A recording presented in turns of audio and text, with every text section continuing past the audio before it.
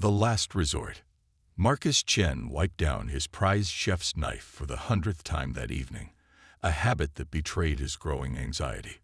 Through the scratched viewport of his restaurant, the last resort, he watched the endless stream of wealthy patrons filing into the crystal nebula across the station's promenade.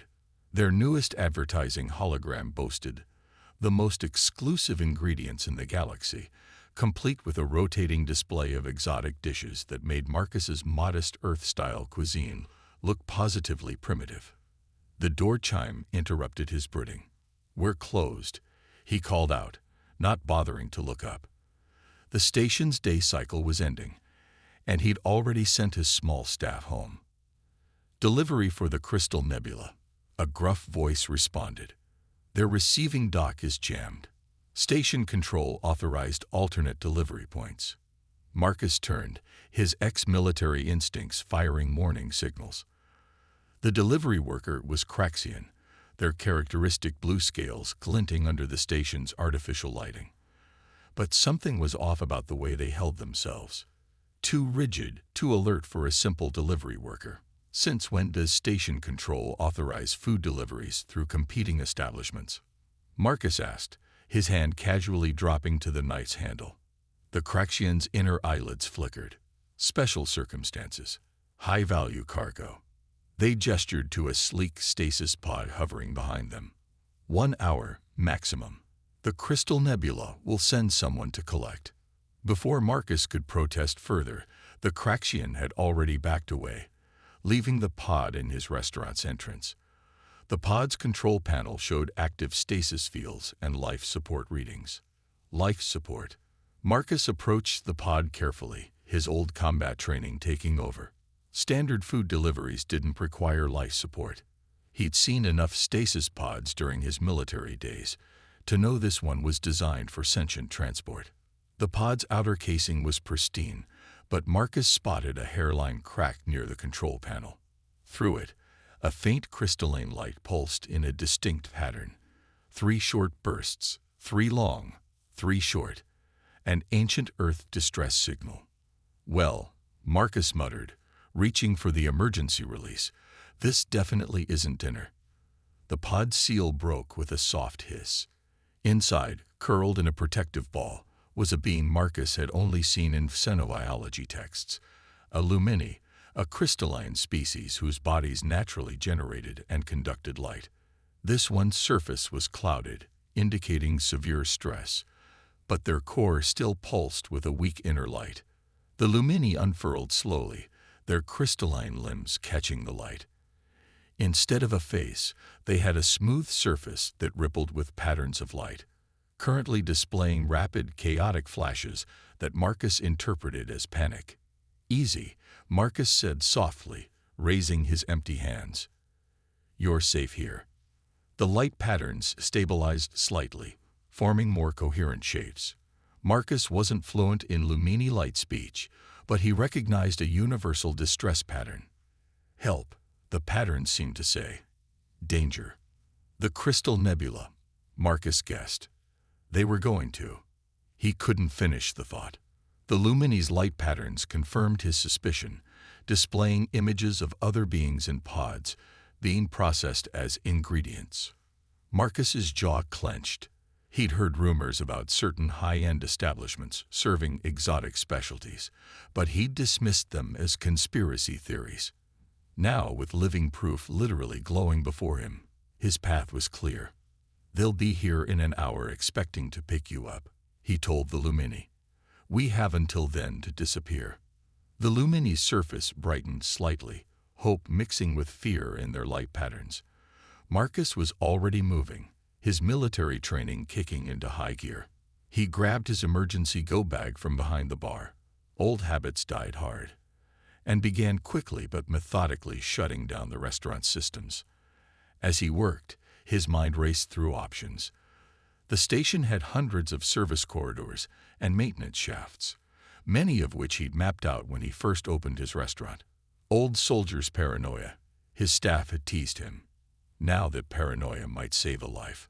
The lumini followed him silently, their light dimmed to near darkness. They created a quick pattern that Marcus interpreted as a question. "Yes, unsure," he answered, guessing at their concern. "My restaurant's not exactly thriving anyway. And I didn't leave the military to sit by while people traffic sentient beings as food." The Lumini's surface rippled with a pattern that somehow conveyed both gratitude and worry. Marcus checked his old military-grade wrist computer, modified to access the station's maintenance systems. 45 minutes until the Crystal Nebula's people arrived. "Time to go," he said, grabbing his chef's knife as an afterthought. "I know a few places they won't think to look. Then we're going to have a long talk about exactly what's going on at that restaurant." As they slipped into a maintenance shaft, Marcus felt more alive than he had since leaving the military. He'd opened the last resort hoping for a quiet life, a chance to share the comfort food he'd grown up with. Instead, he'd stumbled onto something monstrous. The Lumini's light patterns showed a series of similar pods, other beings, a vast network. This wasn't just one restaurant's twisted specialty, it was an operation. "Don't worry," Marcus told his new companion as they descended into the station's lower levels. "I've got a feeling the last resort is about to live up to its name. And this time, we're going to make sure the right people get served." Breaking the chain. Deep in the station's maintenance level, Marcus watched the Lumini, who had communicated their name as Aurora through intricate light patterns, project a holographic map onto the wall of their hideout. The crystalline being's natural bioluminescence illuminated the small space, casting prismatic shadows across stacked supply crates and forgotten maintenance equipment. "Show me again," Marcus said, studying the complex network of delivery routes and holding facilities Aurora had witnessed during their captivity. The light map flickered and expanded, revealing a web of trafficking operations spanning multiple star systems. The Crystal Nebula was just one node in a vast criminal enterprise. Through carefully orchestrated patterns of light, Aurora explained how they had been captured from their home world, marketed as a rare crystalline delicacy to high-end restaurants catering to the galaxy's elite. Their species' natural ability to process and store energy made them particularly valuable to certain collectors who believed consuming such beings would grant them special properties. Marcus's old tactical training kicked in as he analyzed the patterns. "These routes," he muttered, pointing to a recurring delivery sequence, "they're using legitimate supply chains as cover." He pulled out his modified wrist computer, cross-referencing the data with public shipping records. Hiding in plain sight, a sudden vibration through the station's framework made them both freeze. Above them, heavy footsteps echoed through the corridors. Aurora's light dimmed to almost nothing, while Marcus silently retrieved his chef's knife. The footsteps passed. Marcus released his breath slowly. "They're searching the maintenance levels systematically," he whispered. "We need to move soon, but first." He pulled up the station's communication protocols on his wrist computer. Time to call in some old favors. Over the next hour, Marcus sent encoded messages to former military contacts, now working in shipping security and station administration. He'd maintained these connections out of habit, never expecting to need them for something like this. Aurora watched with increasing brightness as Marcus's network responded, pieces falling into place. "My friend Carmen works shipping oversight," Marcus explained as encrypted replies came in. "She's been investigating disappearances along these routes for months but couldn't prove anything. And Zhang in station security has noticed patterns of high-end restaurants making unusual modifications to their kitchen facilities." Aurora's surface rippled with a pattern that Marcus had learned meant curiosity mixed with hope. They'd projected images of other captured beings they'd encountered, species from across the galaxy, all destined for secret menus and private collections. "We'll find them," Marcus promised, understanding the patterns. "But first we need to gather concrete evidence, the kind that can't be buried by wealthy clientele or dismissed as rumors." A new alert flashed on his wrist computer. Carmen had sent detailed shipping manifests showing suspicious patterns in specialty ingredient deliveries. More importantly, she'd included security codes for tracking these shipments in real time. "Look at this," Marcus said, projecting the data. Every luxury restaurant involved shows the same pattern. They're all connected to something called the Gastronomic Advancement Society. Sounds fancy, but dig deeper, and it's a shell company running through about 12 different jurisdictions. Aurora's light patterns shifted rapidly, confirming the connection. They projected images of documents they'd glimpsed during their captivity, bearing the same official seals. Marcus was about to dig deeper into the data when his computer picked up increased security patrols above them. They were running out of time in this hiding spot. "We need to move," he said, quickly gathering their evidence. "I know another place, deeper in the station's old sectors." "We can." He stopped as Aurora's light suddenly intensified. Their patterns showed urgent recognition. They'd detected something familiar, something nearby. "What is it?" Marcus asked, reading the pattern's distress. Aurora projected a new map, overlaying it with their previous data.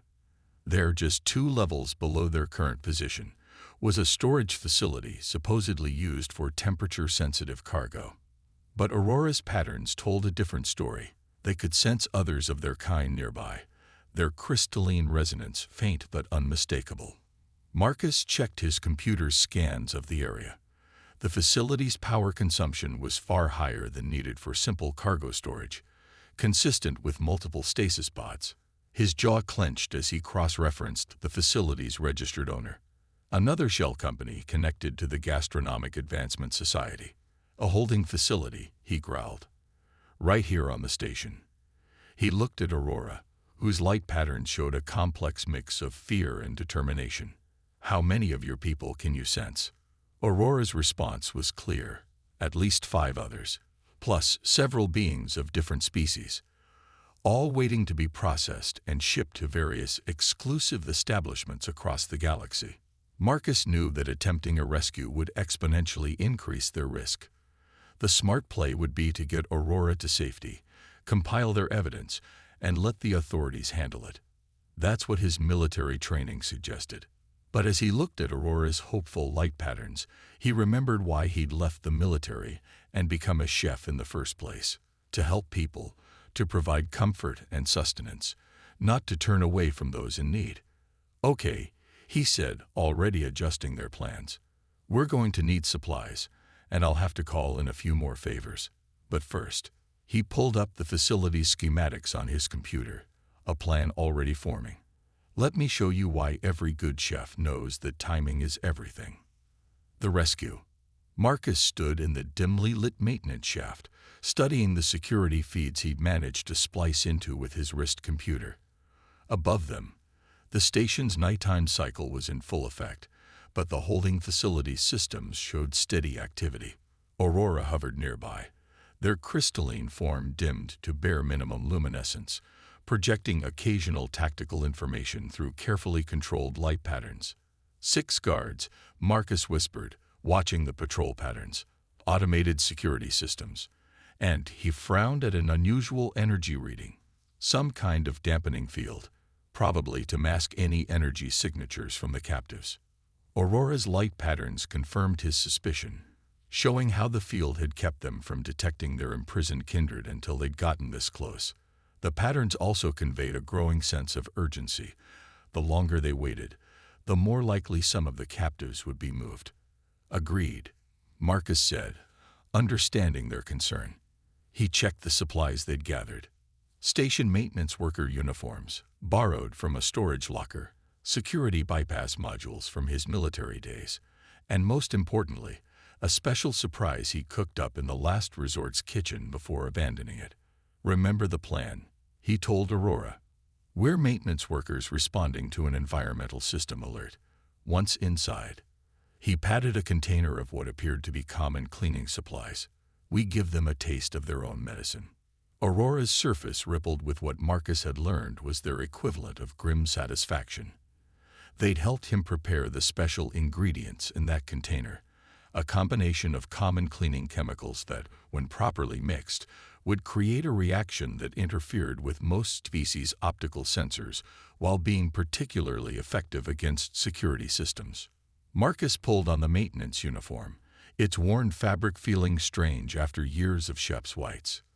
"Time to cook," he muttered, an old pre-mission habit of using kitchen terminology that felt especially appropriate now. They approached the facility's main entrance, Marcus pushing a maintenance cart, while Aurora floated beside him, their crystalline form partially concealed by another uniform. The guard at the security station looked up lazily. "Environmental systems showing critical irregularities," Marcus said, projecting the forged work order from his wrist computer. "Need to check the ventilation units before we have a station-wide problem." The guard glanced at the order, then at his own readings which, thanks to Carmen's security codes, showed exactly the issues Marcus had fabricated. "Make it quick," he grunted, buzzing them through. Inside, Marcus felt the subtle pressure of the dampening field. Aurora's light dimmed further, but their patterns remained clear enough for communication. They moved through the facility's corridors, Marcus pretending to check various panels, while actually mapping guard positions and security measures. They reached the central ventilation hub. Marcus made a show of examining the controls while preparing their special mixture. "Ready?" he whispered to Aurora. Aurora's response was to brighten slightly, their crystalline surface refracting light in a way that would amplify the coming chaos.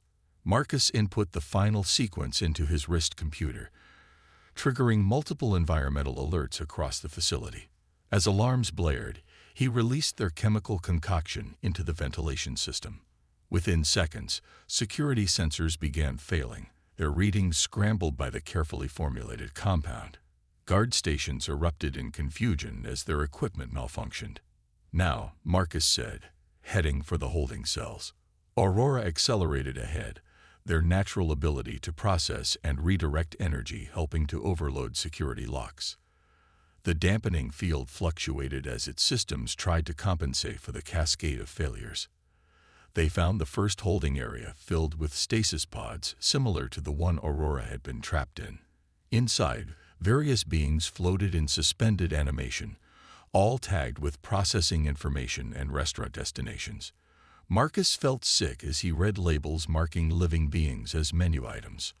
Aurora began communicating with their imprisoned kin, while Marcus worked on releasing the stasis fields.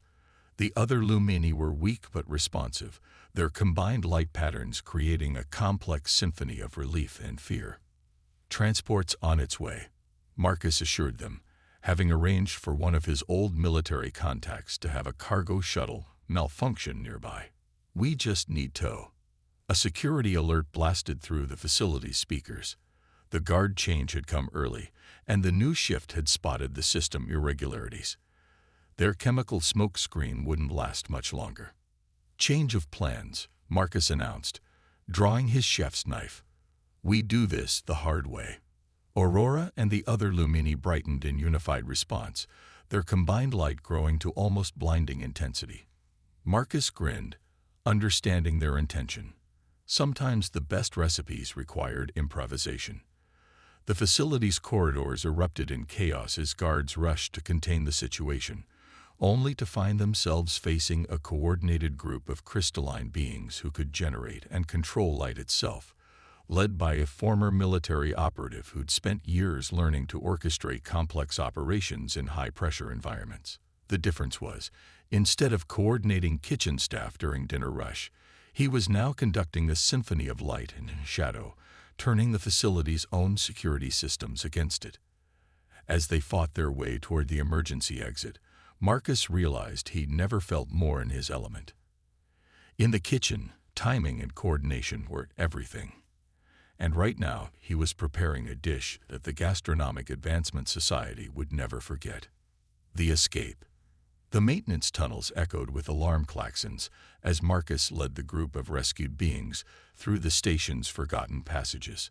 The Lumini glided silently behind him, their combined light carefully dimmed, but providing just enough illumination to navigate. Other rescued species, a pair of gaseous nebulons contained in portable atmosphere units, 3 telepathic synaptics with iridescent scales, and a silicon-based Petrovan, whose crystalline structure resembled living diamond, moved as quickly as their various forms of locomotion allowed. "Next junction," Marcus muttered, checking his wrist computer's map. His military-grade encryption was still keeping station security systems confused, but it wouldn't last forever. Above them, he could hear the thunder of security teams searching the main corridors. Aurora projected a warning pattern. They sensed pursuit closing in from multiple directions. The other Lumini confirmed, their collective light sense giving them an almost radar-like awareness of movement through the station's infrastructure. "They're hurting us," Marcus realized, recognizing the tactical pattern. He'd used similar strategies during his military days. "They're driving us toward." A massive security door slammed shut ahead of them, its reinforced panels designed to contain catastrophic hull breaches. Similar doors were closing throughout the maintenance network, systematically sealing off their escape routes. Clever, Marcus admitted, already pulling tools from his pack. But they forgot something important. He grinned at his crystalline companions. Every chef knows there's more than one way to heat an oven. He quickly accessed a maintenance panel, using his stolen security codes to pull up the door's schematics. The station's security systems were state-of-the-art, but its basic infrastructure dated back decades. More importantly, Marcus had spent months mapping these systems when he'd first opened his restaurant, unable to fully shake his military habits of always knowing his terrain. "Aurora," he called, "remember what you showed me about how your people process energy."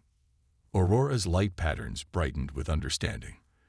They communicated quickly with their fellow Lumini, and together they moved into position around the door's power coupling. Their crystalline forms began to pulse with accumulated energy, creating a feedback loop in the door's systems. "Everyone back," Marcus warned the other rescued beings. The Nebulons drifted backward, their gaseous forms swirling with anxiety.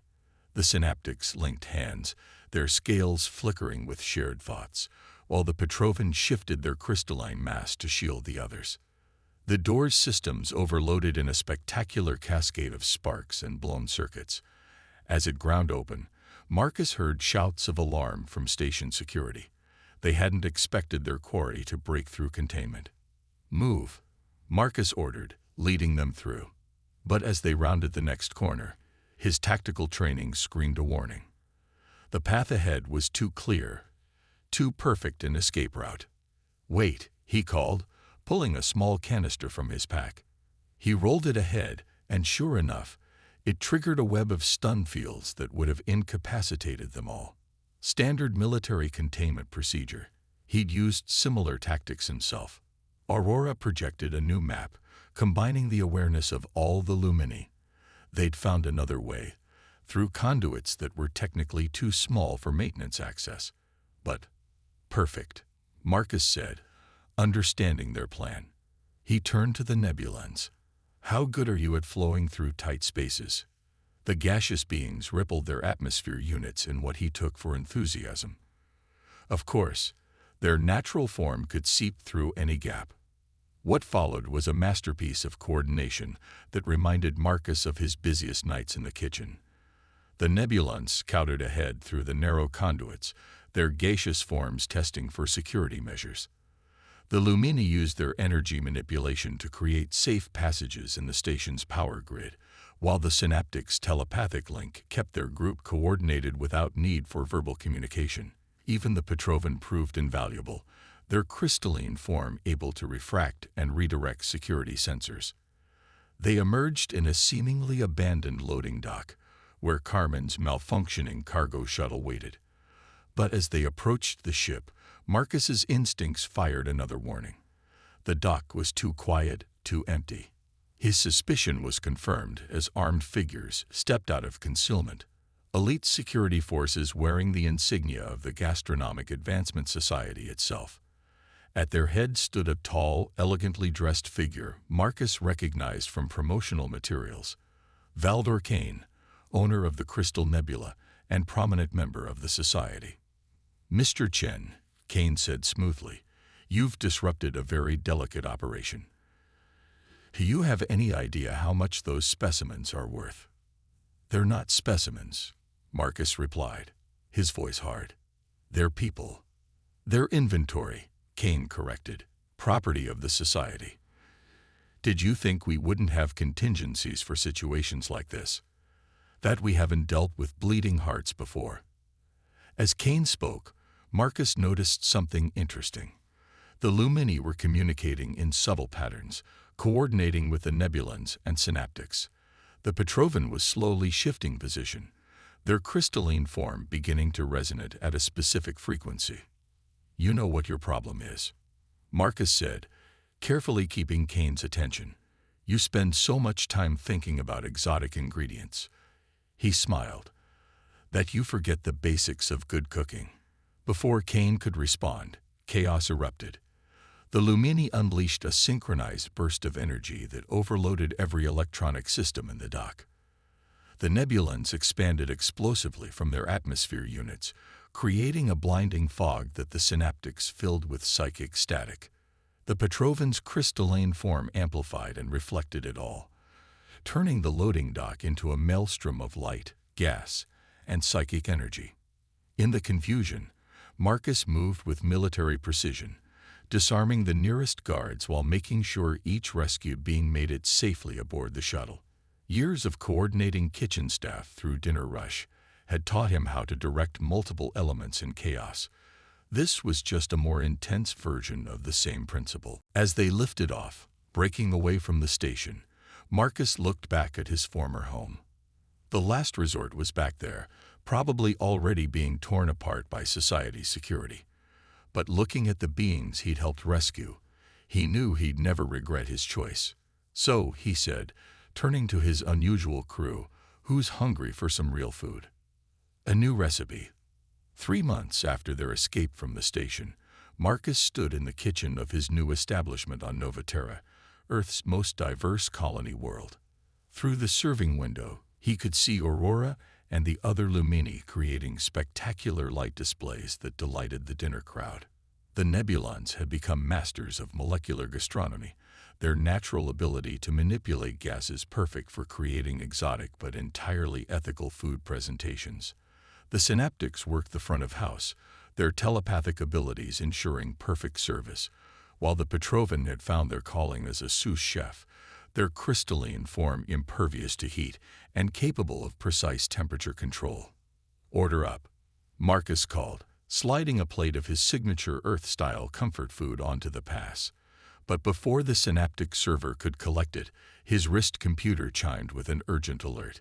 He checked the message and smiled. "Everyone, it's time." The restaurant's automated systems activated their special event protocols, bringing up privacy screens and securing all exits.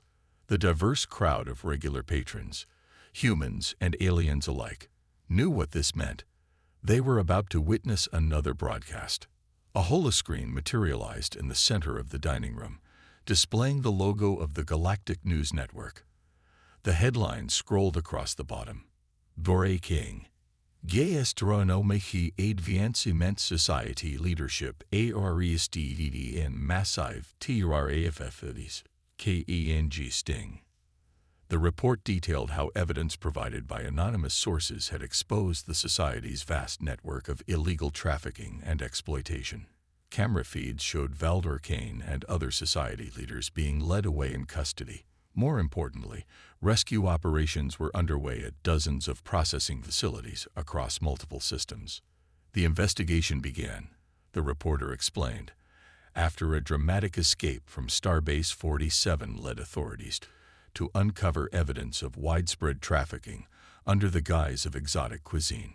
This evidence, combined with financial records showing complex money laundering operations, has resulted in the largest coordinated law enforcement action in recent galactic history.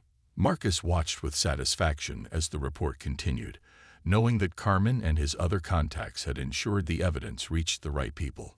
The rescued beings in his restaurant, his family now, shared looks of relief and triumph.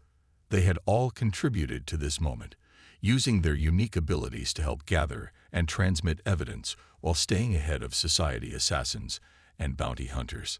The broadcast showed footage of various beings being freed from facilities identical to the one they'd escaped from. Among them were more Lumini, Nebulons, Synaptics, and other species who had been destined for exclusive menus. But perhaps most remarkable, the reporter continued, is the story of how many of the initially rescued beings have found a new purpose. Reports are emerging of a unique establishment on Nova Terra that has become a symbol of interspecies cooperation and ethical cuisine. The privacy screens deactivated, and the regular dinner service resumed. But there was an extra energy in the restaurant tonight, a sense of victory and vindication. Customers offered congratulations, many of them having suspected the true nature of the special events, but having kept the secret out of respect and support. Later, after the dinner rush, Marcus sat with his unusual family in their private dining room. The table was laden with dishes from dozens of worlds, each prepared with respect for the cultures they came from. Aurora projected images from their homeworld, sharing memories of crystalline cities and light songs. The Nebulons demonstrated traditional gas form art, while the Synaptics shared telepathic impressions of their own culture's celebrations. The Petrovan had even managed to recreate an ancient silicon-based delicacy that had everyone marveling. To justice served, Marcus toasted, raising his glass. The others joined in their various ways, some with glasses, others with light patterns or telepathic celebrations or crystalline resonances. But their victory celebration was interrupted by a new alert. Marcus checked his computer, and his expression turned serious. "They found another facility," he announced. "The authorities are handling it, but some of the beings there need a place to recover, a safe haven where they can learn to live free again." He looked around at his family, former ingredients who had become master chefs, artists, and most importantly, heroes in their own right. "What do you say? Ready to help some more people learn there's more to life than being on the menu?" The response was unanimous. Aurora and the Lumini created a dazzling display of affirmative light patterns. The Nebulons swirled their atmosphere units in excitement. The Synaptics joined hands, projecting waves of determined support. The Petrovan's crystalline form resonated with ready energy. Marcus grinned. He'd left the military looking for a simpler life as a chef, only to find himself leading a very different kind of operation. But looking at the family he'd found and the good they were doing, he wouldn't have it any other way. "Well then," he said, already planning the logistics, "let's get cooking."